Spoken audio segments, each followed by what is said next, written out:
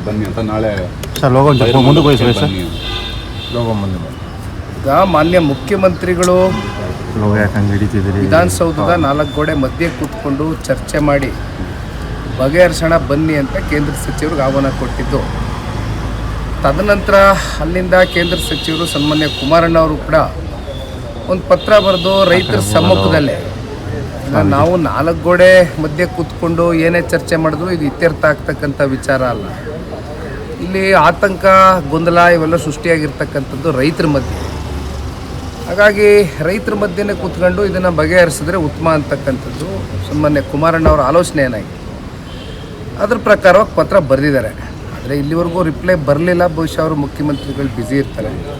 ಹಾಗಾಗಿ ಸನ್ಮಾನ್ಯ ಕುಮಾರಣ್ಣ ಅವರು ರೈತರ ಪರವಾದಂಥ ಕಮಿಟ್ಮೆಂಟ್ ಇರ್ತಕ್ಕಂಥ ವ್ಯಕ್ತಿ.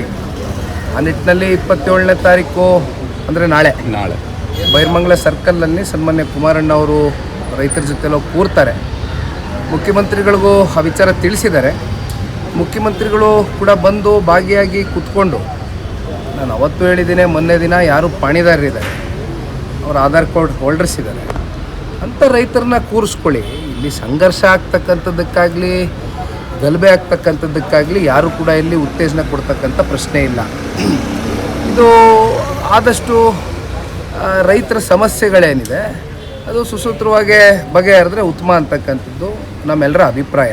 ಹಾಗಾಗಿ ಸನ್ಮಾನ್ಯ ಕುಮಾರಣ್ಣ ಅವರು ನಾಳೆ ಭೇಟಿ ಕೊಡ್ತಾ ಇದ್ದಾರೆ. ರೈತರ ಪರವಾದಂಥ ಕಮಿಟ್ಮೆಂಟ್ ಉಳಿಸ್ಕೊಳ್ಳಿ. ಈ ನಡುವೆ ನಿಮ್ಮ ವಿರುದ್ಧ, ನಿಮ್ಮ ಕುಟುಂಬದ ವಿರುದ್ಧ ಪೋಸ್ಟರ್ ಹಾಕುವಂಥದ್ದು, ಇಂಥ ಕ್ಷುಲ್ಲಕವಾದ ರಾಜಕಾರಣ ಕೂಡ ನಡೀತಿದೆ. ನಿನ್ನೆ ಕೂಡ ಪೋಸ್ಟರ್ ಬಿಟ್ಟಿದ್ದಾರೆ ಸರ್, ಬದನೆಕಾಯಿ ಹೇಳಿಕೆ ವಿಚಾರಕ್ಕೆ ಸಂಬಂಧಪಟ್ಟ. ಸರ್, ಯಾರಾದರೂ ರೈತರ ಪರ ಅಥವಾ ಜನರ ಪರ ಮಾತಾಡಿದ್ರೆ ಕುಟುಂಬನ ತೇಜೋವಧೆ ಮಾಡೋದು ಇಷ್ಟೇನಾ ಅವ್ರ ಕೆಲಸ ಅಂತ ನಿಮ್ಗೆ ಏನು ಅನ್ಸುತ್ತೆ? ಇರಲಿ ಅಣ್ಣ, ಪೋಸ್ಟರ್ ಅಭಿಯಾನ ಕಾಂಗ್ರೆಸ್ನವ್ರಿಗೇನು ಹೊಸದಲ್ಲ. ಕಳೆದ ಬಾರಿ BJP ಸರ್ಕಾರ ಇದ್ದಾಗ 40% ಕಮಿಷನ್ನು ಅಂತ PCM ಕ್ಯಾಂಪೇನ್ ಮಾಡಿದ್ರು. ಈಗ ಆ ಒಂದು ಪರ್ಸೆಂಟೇಜು ಎಲ್ಲಿ ಹೋಗಿ ನಿಂತಿದೆ ಅಂತಕ್ಕಂಥದ್ದು ಇವತ್ತು ಅಧಿಕಾರಿಗಳು ಮಾತಾಡ್ತಾ ಇದ್ದಾರೆ. ಜೊತೆಯಲ್ಲಿ ಕಾಂಗ್ರೆಸ್ನಲ್ಲಿರ್ತಕ್ಕಂಥ ಶಾಸಕರಿಗೂ ಗೊತ್ತಿದೆ, ಬೇರೆ ಪಕ್ಷದವ್ರು ಬಿಟ್ಬಿಡಿ.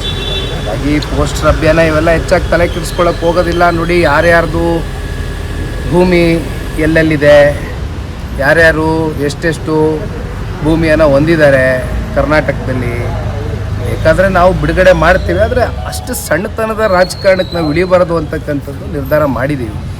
ಯಾಕೆಂದರೆ ಇಲ್ಲೇ ಇರೋವಂಥದ್ದು ರೈತರ ಬದುಕಿನ ಪ್ರಶ್ನೆ. ಇಲ್ಲಿ ಕುಮಾರಣ್ಣ ಅವ್ರನ್ನ ತೇಜೋವಧೆ ಮಾಡ್ತಾರೋ, ನಿಖಿಲ್ ಕುಮಾರಸ್ವಾಮಿನ ತೇಜೋವಧೆ ಮಾಡ್ತಾರೋ, ಮನೇಲಿರೋ ಹೆಣ್ಮಕ್ಳನ್ನ ಬೀದಿಗೆ ತೊಗೊಂಬಂದು ತೇಜೋವಧೆ ಮಾಡ್ತಾರೋ, ಅದಕ್ಕೆ ಅವ್ರಿಗೆ ಬಿಟ್ಟಿರ್ತಕ್ಕಂಥ ವಿಚಾರ, ಅವ್ರ ಮನಸ್ಥಿತಿ ಅದು. ನೋಡೋಣ, ಮುಂದಕ್ಕೆ ರೈತರು ಇದಕ್ಕೆ ತಕ್ಕ ಉತ್ತರವನ್ನು ಕೊಡ್ತಾರೆ. ನಾವು ರೈತರ ಜೊತೆ ನಿಂತಿರ್ತೀವಿ. ನಿಮ್ಮ ಕಾರ್ಯಕರ್ತರೇನು ಕೇಳಲಿಲ್ವಾ ಸರ್? ಹಿಂಗೆ ನಾವು ಅಂಡಿಸ್ತೀವಣ್ಣ, ಹಂಗೆ ನಿಮ್ಮ ಇವ್ರ ಬಗ್ಗೆ ಎಲ್ಲ ಮಾತಾಡ್ತಾರೆ ಕಾರ್ಯಕರ್ತರು ಸಹ. ನೋಡಿ ಅಣ್ಣ, ಯಾರೋ ಏನೋ ಒಂದು ಮಾಡ್ತಾರೆ ಅನ್ನೋದಕ್ಕೆ ಅದಕ್ಕೆಲ್ಲನೂ ನಾವು ಕೂಡ ಮಾಡ್ತಾ ಹೋದರೆ ಬಹುಶಃ ಅದಕ್ಕೆ ಕೊನೆ ಅನ್ನೋದು ಇರೋದಿಲ್ಲ. ನಮಗೂ ಅವ್ರಿಗೂ ಏನು ವ್ಯತ್ಯಾಸ ಕಾಣಲಿಕ್ಕಿಲ್ಲ. ಹಾಗಾಗಿ ಇಲ್ಲಿರ್ತಕ್ಕಂಥದ್ದು ನಾವು ಒಂದು ಒಳ್ಳೆಯ ಉದ್ದೇಶಕ್ಕೆ ರೈತರ ಪರವಾಗಿ ಕೈ ಜೋಡಿಸಿದ್ದೀವಿ. ರೈತರ ಪರವಾಗಿ ನಿಂತ್ಕೊಳ್ತಕ್ಕಂಥದ್ದು ಅಷ್ಟೇ ನಮ್ಮ ಧರ್ಮ. ನೀವೇನೋ ಸಾರ್ವಜನಿಕ ಹಿತದೃಷ್ಟಿಯಿಂದ ನನ್ನ ಜಮೀನು ಬಿಟ್ಕೊಡ್ತೀನಿ ಅಂತ ಹೇಳಿದ್ರು. ಅವರು ಆಯ್ತು ಬಿಟ್ಕೊಡ್ಲಿ, ಅದಕ್ಕೆ ನಿಖಿಲ್ ಕುಮಾರಸ್ವಾಮಿ ಲೇಔಟ್ ಅಂತ ಹೆಸರುಗೋಣ ಅಂತ ಒಂದು ಟಾಂಗ್ ಕೊಟ್ಟಿದ್ದಾರೆ. ಅಲ್ಲ ಸರ್, ಅಲ್ಲಿ ರೈತರು ಹೇಳ್ತಾ ಇರ್ತಕ್ಕಂಥದ್ದು ಕೃಷಿ ಮಾಡಿ ಬದುಕನ್ನು ಕಟ್ಕೊಂಡಿದ್ದಾರೆ. ಭೂಮಿ ತಾಯಿಯನ್ನು ನಂಬಿಕೊಂಡು ಹಲವಾರು ವರ್ಷಗಳಿಂದ ಅವ್ರ ಪಿತ್ರಾರ್ಜಿತ ಆಸ್ತಿಯನ್ನು ಉಳಿಸ್ಕೊಂಡು ಗುಂಟೆ ಲೆಕ್ಕದಲ್ಲೋ ಅಥವಾ ಎಕರೆ ಲೆಕ್ಕದಲ್ಲೋ ಅಥವಾ ಎಕರೆಗಿಂತ ಕಮ್ಮಿ ಇರ್ತಕ್ಕಂಥ ಅತಿ ಸಣ್ಣ ರೈತರು ಜಾಸ್ತಿ ಇದ್ದಾರೆ ಅಂತಕ್ಕಂಥ ಮಾಹಿತಿ ಕೂಡ ಕೊಟ್ಟಿದ್ದೀನಿ ನಿಮಗೆ. ಹಾಗಾಗಿ ಹಿಂಗೋ ಒಂದು ಹೈನುಗಾರಿಕೆ ಮಾಡ್ಕೊಂಡು ಅಥವಾ ರೇಷ್ಮೆ ಬೆಳ್ಕೊಂಡು, ತರಕಾರಿ ಬೆಳ್ಕೊಂಡು, ಹೂವು ಬೆಳ್ಕೊಂಡು ಏನೋ ಒಂದು ಜೀವನ ಮಾಡ್ಕೊಂಡು ಹೋಗ್ತಾ ಇದ್ದಾರೆ.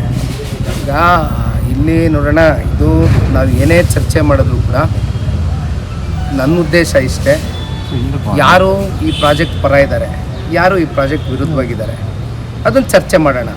ಈಗ ನನ್ನ ಹೆಸರಲ್ಲಿ ಅದೆಂಥದ್ದೋ ಲೇಔಟ್ ಕಟ್ತೀನಿ ಅಂದರೆ ನಾನು ಲೇಔಟ್ ಕಟ್ತಕ್ಕಂಥವ್ನಲ್ಲ.